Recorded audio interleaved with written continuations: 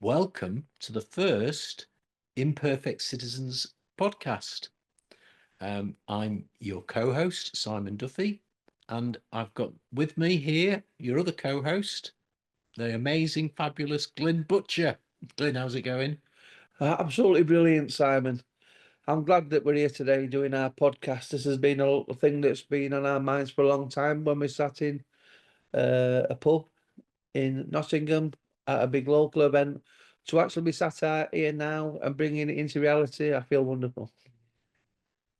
I remember that very well, wasn't it? It was we were in Nottingham together for this conference, which was a good conference, and we were just launching the neighbourhood democracy movement, weren't we? And I went out. We went out to the pub in the evening, just the two of us. I don't know where everybody else had gone, and started talking about your dream, really, didn't we? Of what was your dream, Glyn? Really, that we're now hopefully fulfilling or beginning to fulfil. My dream is about citizenship. My dream is about people. And how we'd connect people together through social media, through podcasts such as this, just about what does it mean to be human? What does it mean to be a man? What does it mean to be a woman in today's society? What drives us? What are our passions? What are our motivations? Why do we get up in the morning and do the things that we do? It was about being with people, seeing people, being in community with people. It was about feeling alive. It was about an awakening of the spirit for people to gather around neighbourhood democracy and fighting for what they believe in. So right here, right now, I feel like I've come alive. I feel like I've awoken. I feel that I'm in the place that I need to be in this moment in time. So I feel wonderful. How are you? I'm all right. Yeah, no, I'm thinking like I think at the time I was imagining which like almost like a modern day Michael Parkinson. I saw you as Michael Parkinson, um, and uh, and somehow, but we would have ordinary people, but amazing people coming together and talking about not just themselves, but themselves, their life, but yeah, our hopes for a better world, really, which we need, don't we? And that's what I'm hoping for the people that listen to this podcast, the people that tune in. I- I'm wanting to hear their lives and their stories and bring people on board. This isn't my dream, but I want to share this dream with everyone. Like me and you share this dream right now, Simon. I want it to be more than just us and open it up to the people in life that have got real valuable stories and narratives, but also listen to some of their challenges as well. Some of the things that's not gone so well, but also apply that to a human approach and bring people along with us rather than people living on the edge of society for decades and bringing them back into the centre where we all can create something beautiful together. Yeah, and I did like we had to working out what the name of the podcast was, and I when we stumbled upon I've forgotten whose idea it was now. I don't think it was mine anyway, I'm pretty sure of that. When we stumbled upon the idea of imperfect citizens, it did seem like, yeah, a really good way of thinking about citizenship as like not just a dream of a better life or a better way of being, but also kind of an admission that we need each other. That part of what citizenship is about is need. Like that nobody is this complete, perfect, live on their own, be independent, be disconnected. That part of what citizenship is about is kind of linking us together in all of our brokenness, our grumpiness, our labels, all of that stuff, but being able to see how that can be, yeah, just beautiful through connection, I guess. And I think being seeing myself as imperfect, having imperfections is something that I've never been allowed to be as a male. I've been a carer for four people all my life. I hear voices. I have personality disorder. I'm autistic. I was a father at 15. I've gone through drug systems and alcohol systems and police systems and care systems and hospital systems. I was terrified of making mistakes. I was terrified of being imperfect. And I also believe the fear of being imperfect is also what created a lot of my mental health and Mm. physical health problems. So sat here today doing a podcast about imperfect citizens is allow it's unbelievable. It's an unbelievable feeling that I'm allowed to accept that about myself. And I'm hoping through this podcast that other citizens accept that about themselves, that it's okay not to be okay. And it's okay to be okay. In my life, I think I like whenever I listen to you, Glenn, I feel like, and maybe it's the wrong reaction, but I do feel like I have just no idea. Do you know what I mean? Like I had a very happy childhood, really. I have had no major health problems so far in my life. I've no had, you know, I've been very lucky in so many different ways. Um, so it's always a bit gobsmacking to hear all the things you've gone through. But when you're saying that as well, I'm wondering, I mean, I'm a bit odd. When I was a kid, I was really interested in politics, and I kind of came across the idea of citizenship by reading a book by a guy called Machiavelli, right, from the 1400s, and and the idea excited me then. I must have been about 15, 16, I think. But I know that loads of people think like, this is a pretty weird word, citizenship. So I'm wondering, in your life, what did it mean when you started to hear that concept? How did that concept relate to all of that crap that you were going through, mental health wards, policing, all the family stuff? How does that connect to this idea of citizenship? Where did you hear the word of citizen? I think the first thing to say about citizenship when I heard the word citizenship didn't relate to me, it related to everyone else. I think I've been in a system that told me when to go to sleep, when to eat, when to stand up, what to wear, what to eat, and always been seen as a problem. I never felt part of any society or any community. I think some of our listeners will resonate with what I'm saying. I felt that lost, that citizenship was so far removed from anything that I'd ever thought about, that when you said the word citizenship to me, all it did was instill fear in my mind. So when somebody wanted me to become a citizen, they probably didn't say it in that way, but I know what they meant. All I wanted to was run away Mm, because they were going to put me in another box. I was going to be another problem. I was going to be somebody else someone else for me to be ignored by. I was going to be seen. I wasn't going to be visible as a person again. And a lot of the word when we talked about citizenship in my life, because you don't remember, I couldn't read and write while I was 35. So even the word in itself, but jargon, that word didn't relate to anything about me at all. So I didn't see myself in society as a citizen or the word citizenship to me felt like I were an alien. mm. So really, like, there's an idea of citizenship that's like a trap that we're setting people, like another hurdle that they're going to not get over. Is that what it feels like? Well, the very reason why I wanted to do this, the very reason why I wanted to have these podcasts around imperfect citizens is to show people the way that we think and that we feel and that we act. And it's okay not to know. It's okay to be frightened. It's okay to be misunderstood. It's okay to not have any connections. But the most important part is through these podcasts, we can be imperfect. We can reconnect. We can come together. We don't have to have the answers. One of the major ways that citizens used to exclude me was through education, was through language. So they used to use all these big words that I never understood and I couldn't read to alienate me from citizenship. So the very things that people asked to do to bring us Mm, together, for lots of people within my life who've lived through years of institutions and oppression, would never see themselves as citizens. And I'm hoping that we're going to break them barriers down mm. as we have these podcasts. And it's funny, isn't it? I think there's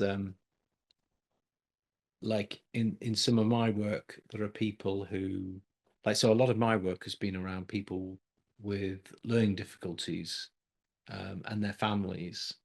And I think the word citizen for some folk has the opposite effect that you're describing, because I think some folk realize that they are equal. They just don't have, there's no language to almost claim your equality, to say, I'm as good as you. And so to say, well, we're all citizens is quite powerful. I'm a citizen. In fact, I really know what citizenship is about. It's hard to be a citizen if you feel powerless. Mm. It's hard to be included if you feel powerless. It's hard to be part of a community if you feel powerless. That everybody in your life, what everybody in my life, wielded power against me. They could be all be citizens, but I were less than a person. I were less than a human being. Citizenship means to me now, I'm very proud of being a citizen because I'm empowered in my own life. But that is the exact opposite when I first came over the word citizenship. And it's about the context and the place and the mindset of the individual who keeps being locked up for doing the wrong thing. And every time you make mistakes, they blame your mental health for it. Now, anybody in life can make a mistake. Doesn't mean you're mentally ill. But when I made mistakes, it meant that I was then stabbed again with needles and injected with medicines that would shut me up, and as a problem, I would go away. Mm. And I think it's about the context of which we talk about citizenship. And again, my life about my relationship to citizenship now, and the word citizenship is completely different to before, which I'll talk about later. But right then and there, I was absolutely in torment when somebody said citizenship. Mm. That's not the life that I had. And that's not the life that I wanted because I didn't know what I wanted. I only ever wanted what people told me I could have. So my lot wasn't any choice that I ever made to be a citizen, a fully functioning citizen for in the society, because I didn't know how to function without a system. That's why I don't work in systems anymore. I work alongside systems because as soon as you talk about a system, the word citizenship and system together traumatizes me again. So I'll go back into illness mode. Is it worth talking about, like, the what you're doing now? Because it is so fascinating what you're doing and what you're doing at PFG. I mean, it's the thing that keeps me most inspired is to be connected to you and to the whole people focus group work. To me, you are making citizenship come alive in communities where there's been this suffering, where there's been this alienation.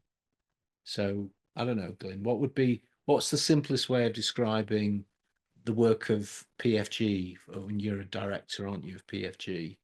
Um, I think one thing to say before I move on to that is how we're doing citizenship in hospitals, bringing people together, and the voices heard, advocating for people before they even know we're doing citizenship.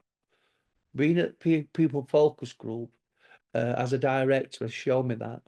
So I've gone from a life of receiving services to now a life of delivering services to people who are in a position and a place like I was. I'm not under any services now. I haven't got a psychiatrist. I'm not getting locked up every Friday night. I'm not trying to kill myself. But the people that I support on a daily basis are where I used to be. And it's important that we understand and acknowledge that. But the work of the People Focus Group is around peer support. It's about people helping people. It's about getting a life, not a service. It's about enabling a person to have hope. And it's about taking personal responsibility. And it's also about having dreams and aspirations. Like doing this podcast, I never thought I'd be able to ever do a podcast because my dream right now in this moment is coming true. And it's how do we stay in the moment? How do we live in the moment? How do we be in the moment right now? Me and you having a conversation without any power dynamic, just allowing ourselves just to be. and I don't think you've told me about what you were doing before PFG, actually. Isn't it funny? So what was you're talking about helping people in the hospital. Was Mm. that, can you tell us a bit more about that, Glyn? Well, there were always something different about me, no matter how many times I got knocked down, I got stood up. So I was going into hospital from my mum being sectioned under mental health. Mum's been sectioned under mental health like over 20 times. She's been on a lifetime community treatment order. myself have been in our hospital, also on physical health wards as well as mental health wards, but also in institutions like care homes and police systems and things like that. I always had a purpose of bringing people together and getting their voices heard and valuing other people's experiences, even though my experiences were horrific. When somebody was being bullied or institutionalized or not listened to or having their rights upheld, I always fought for the person who needed to be heard. I remember him writing a story about me in Denby. They were opening a doctor's surgery. They were opening a hospital for people in there, and they were stopping people just being patients in the GP surgery. So they wrote a piece about me, NIMBYs, not in our backyard, about being radical, about fighting for fairness for people within hospitals and communities. So even from my early 20s, before I were involved with myself and involved with PFG, I've always been more radical about fighting for the rights of people and treating people as human beings, not monsters or robots. So it's deep, deep in your. Where did that come from, do you think? Well, I come from a mixed race background. Mum, my white, dad were black. Growing up in Denby, in a pit village with the only black man in the town, waking up to atrocious things written on the windows, mum being spat at walking down the street, people being ignoring us for my mum marrying a black man, being mixed race, my mum taking my dad home to my granddad's when I was young and punching her in the face because she married a black man, being 15-year-old, growing up in societies, in institutions of school, not being seen as worthy as someone from mixed race background rather than a white person. So I always felt oppressed all my life, and I think that's the thing that I think I've been fighting from birth. To be fair, because even at birth I was born with meningitis and cord round my neck, and I had blast rights in hospital. So I've always been a fighter, but I get my fighting spirit from my mum as well, and I'm so proud of that. My mum was been in and out of hospital all her life, but she never left us. She never abandoned us. And I think I have that sense of purpose, not abandoning people around me. Yeah. Wow. I didn't fully understand all of that at all, Glenn. So that, but so that inequality, discrimination on the one hand, but actually just firm loyalty, love, fighting, fighting for each other. That's kind of at the root of it in some way. Is that Fighting right? for each other and fighting what's right. And when hundreds of people are telling you that something's wrong, still believing in yourself that it's right. Mm. I think when I really got citizenship is when someone was kind to me as a citizen. That's when citizenship meant something to me. When somebody started treating me as a human being rather than a number, rather than as a person with disabilities, rather than a person who's gone through sex abuse, rather than a person who can give something to that person. Where somebody were just kind, hello, what, nice to meet you, Glyn. Who's Glyn? I'm not Glyn. Who's Glyn? That's my name, is it? My name's Glyn. Oh, is that me, is it?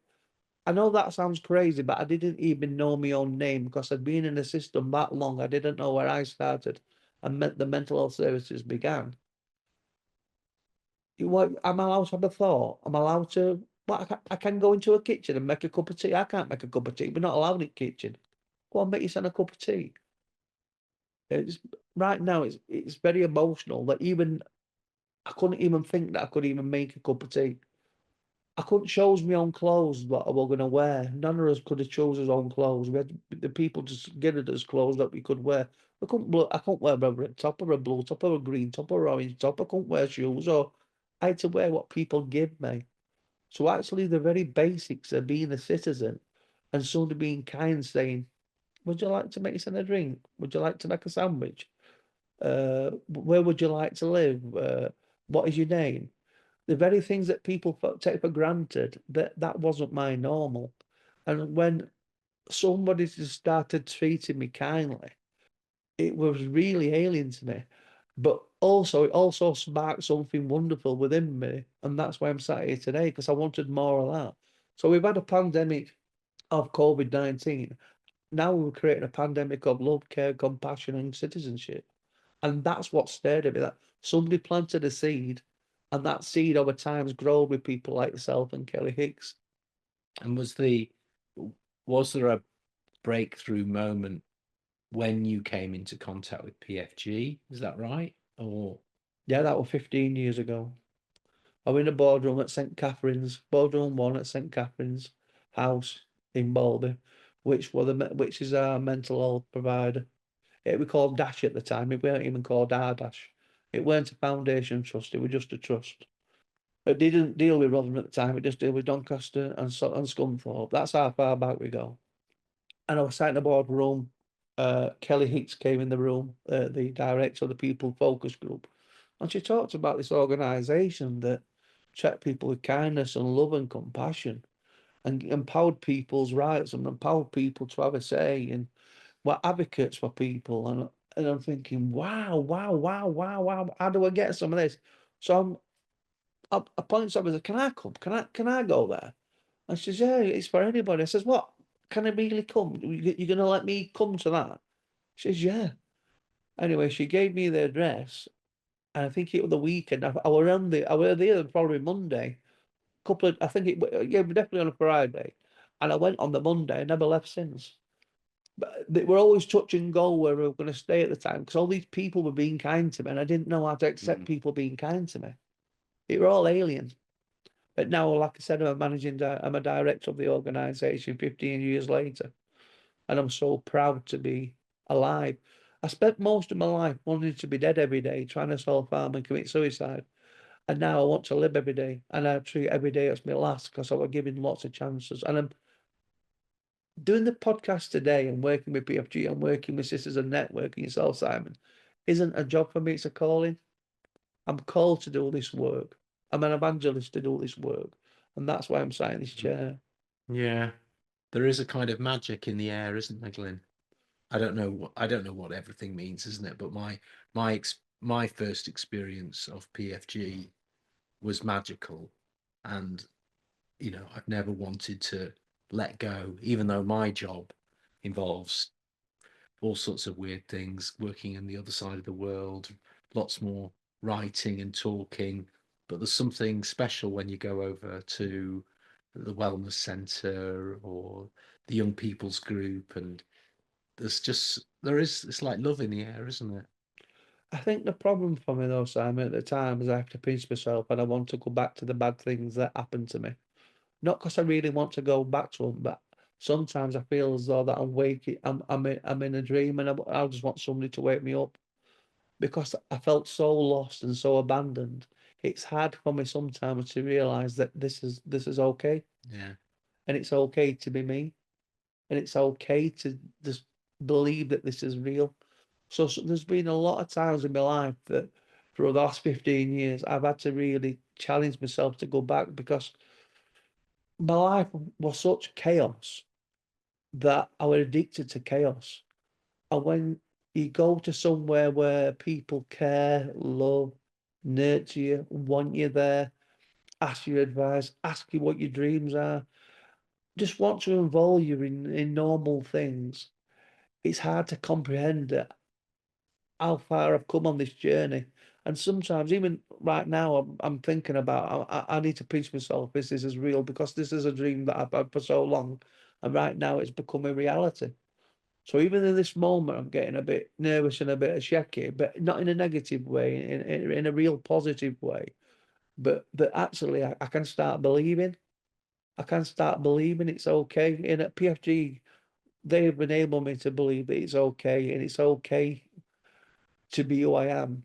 But sometimes it just comes back and I think, nah, you can't do that. The voices from the past come back, Yeah. but right now. And I think one of the things that drive me, because I still have bad days, I have voices, I have voices every day, I have suicidal thoughts every day. I don't mean I'm suicidal, But the thing that brings me back is this right now, the humanness of this conversation and the humanness of the conversations that I've been having over the last 15 years. They're the things that reground me again, back in connecting, back into community. Mm. What a journey, Glenn. What a journey. And one of the things that you've done, I think, when because I've been working alongside PFG. I didn't know you back 15 years ago. I Yeah. don't think we didn't meet until, I don't know, like probably feels like more like 7 or 8 years ago. But what I've seen is you've brought about actually a really powerful evolution in PFG, because where PFG was battling often for survival, when it wasn't appreciated by big powerful organizations around, or even other mental health organizations felt threatened by an organization that actually treated everybody as an equal, treated everybody as if they were valuable, treated every voice as if it mattered. What you've done is like flip the story a little bit by, instead of like focusing on the battle, you've almost started, I could describe it as like love bombing the system. You start reminding the system of its own vulnerability, but in a positive way. You tell people that they're valuable, that their work is valuable, but maybe they could do it differently. And I think, I don't know, I haven't seen that very much in my kind of working life. We often do get stuck into battles, don't we? And lots of people have theories about the world which almost depend on those battles. Like there's got to be the good guys, the bad guys, or there's got to be people fighting for this who've got to be opposed by people who are fighting for that. And I don't know, we get locked into these battles a lot of the time, don't we?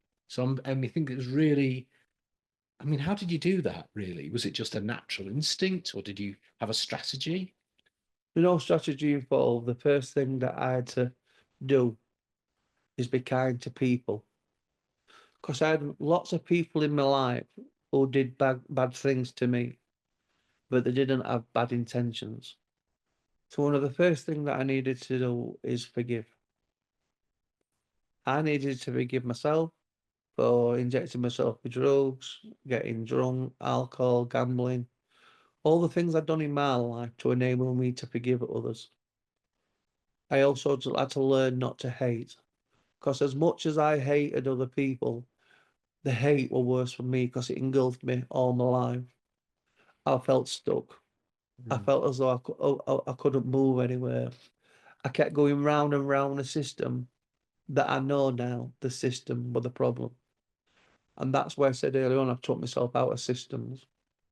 Because no matter how much I was in the system, on Friday at 5 o'clock, when the system closed, I stood on a bridge trying to kill myself again. So I had to realise and take personal responsibility and see what part of me and what part were a system, what were in my control and what weren't in my control. And what I had to do is take my power back, mm, take the power back in my own life, and start looking at other people to give me things that I wanted. Nobody could change the fact that I was sexually abused as a child. Nobody could change the fact I've got mental health problems. Nobody could change the fact I've been in that same system since I was 12 years old. No good, and I can go on about all these things that I blamed other people for. Things changed for me the night when I took personal responsibility. What am I going to do about it? How am I going to change? yeah. So the first thing I did to change is I had to learn to read and write. I had to do something productive. I had to shift the energy, the negative energy in my mind and in my ball and in my spirit, and shift it onto something positive, something meaningful, something tangible, something reachable. Now, for some people, it might not be a big thing, but learning to read and write for me was a massive thing because it was something that I could do for me. All my life, I'd done things for other people at the detriment to my own mental health and my physical health. So right now, learning to read to write was me taking back my power and my control. Yeah, forgiveness was where you started there as well, and that sticks in my mind a bit. It's difficult sometimes, isn't it? I mean, I don't know. Like I remember in the Lord's Prayer, you have to, you pray to forgive. In other words, it's really hard.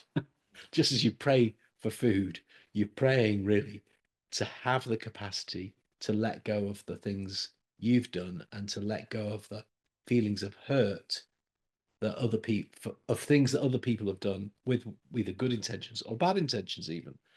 But actually just focusing on those things becomes very difficult, doesn't it? I mean, yeah, I think life is a lot to do with forgiving. I think it's very hard to live without forgiving, but it's very hard to forgive. I don't know.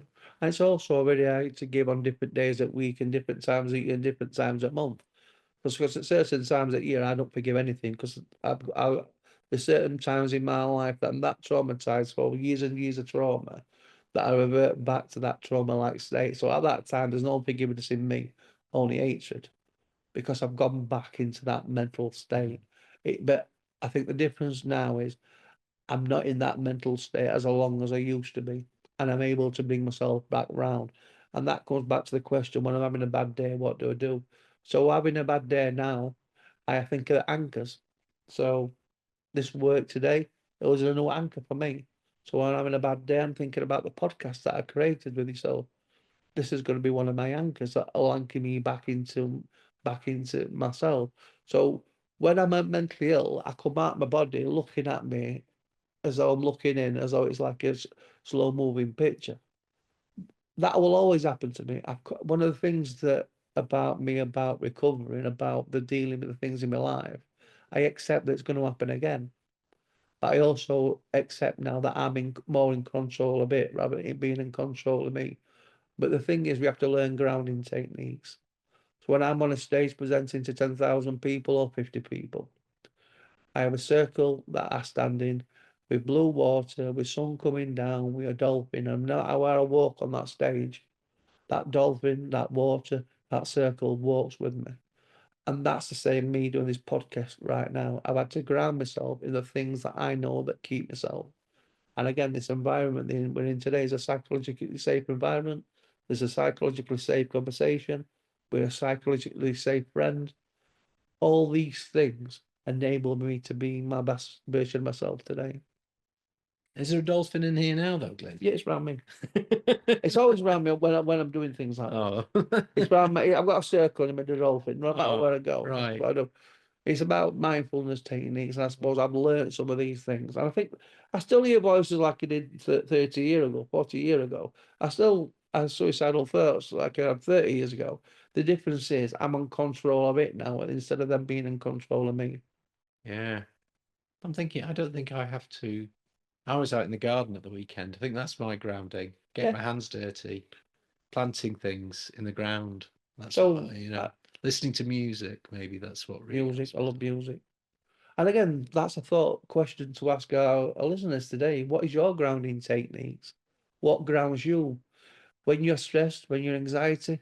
What are the things that you need to do to bring yourself back to help you feel safe?